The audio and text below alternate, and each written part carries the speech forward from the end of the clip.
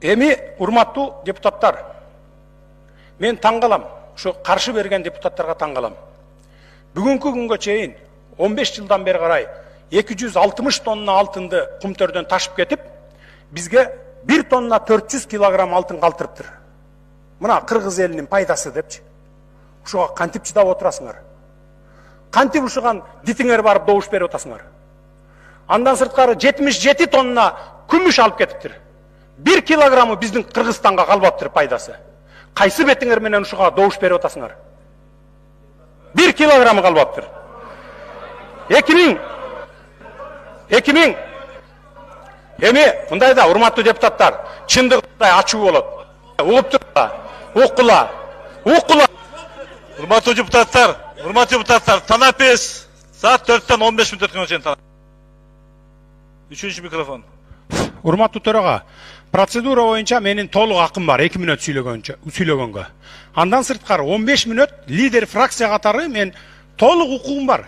Менин башымды кесип коюшуңар мүмкүн, но бирок тилимди кесе албайсыңар. Бул менин бийликти тартып алыш, бийликти басып алыш болгон эмес. Биздин негизги максатыбыз Кумтөр маселесин мамлекеттик деңгээлге көтөрүү болгон, жана ушул максатка биз жеттик деп ойлойм. Бүгүнкү биздин 9 ай ушул тордун артында отурганыбыз Алла Тааланын бизге берген сыноосудур. Бул бизге берген сыноолор биздин элибизге дагы берген сыноо болду. Биздин журтубузга, биздин тарапташтарыбызга, биздин шайлоочуларыбызга, мамлекетибизге, коомубузга берген чоң сыноо. Бизге өткөрүп алыш бул өтө оор маселе. Өтө оор маселе.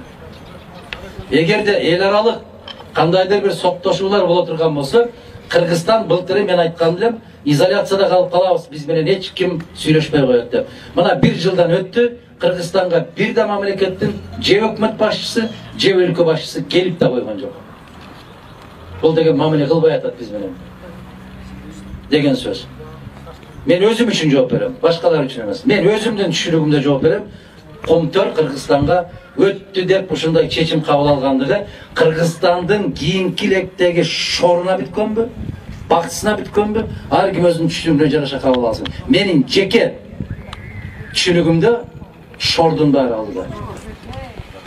Бул шордун баары алдыда. Себеп эл аралык сот, бул Кыргыздын соты эмес. Бир кой жетелеп барып, маселеңди каалагандай чечип алгандай. Жок.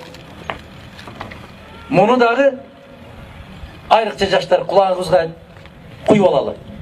Бир канча жылдар өтөт, дагы бир кишилер пайда болот дагы, ошондо неге айтпадыңыз деп чыккандар пайда болот. Айтсам уктуңар ошо кезинде. Кезинде неге айтпадыңыз деген мода азыр. Кезинде буларды айтып атканда, сен гаршокто отурат элең балам деп коем. Анда сен түшүнбөйт элең. Атаң менен энеңден сурасаң айтып берет дейм.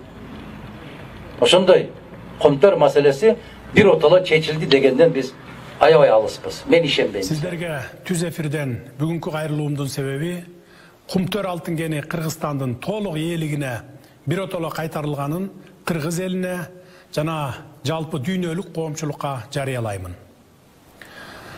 Центера менен болгон талаш тартышты чечүү жана жөнгө салуу тууралуу келишимге жаңы эле кол коюлду.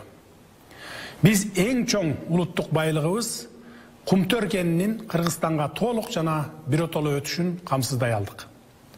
Ошентип, Кумтөр кени толугу менен Кыргызстандын энчисине өттү. Бүгүнкү күндү өлкөбүздүн тарыхындагы чыныгы бурулуш учур деп атасам, аша чапкандык болбостур. Анткени элибиз бүгүн өз тагдырына болгон жоопкерчиликти өз колуна алды. Улуттук кызыкчылыкты коргоо деген дал ушундай болушу керек. Мен жалпыңарды, бүткүл элибизди бул жетишкендигибиз менен чын жүрөктөн куттуктаймын.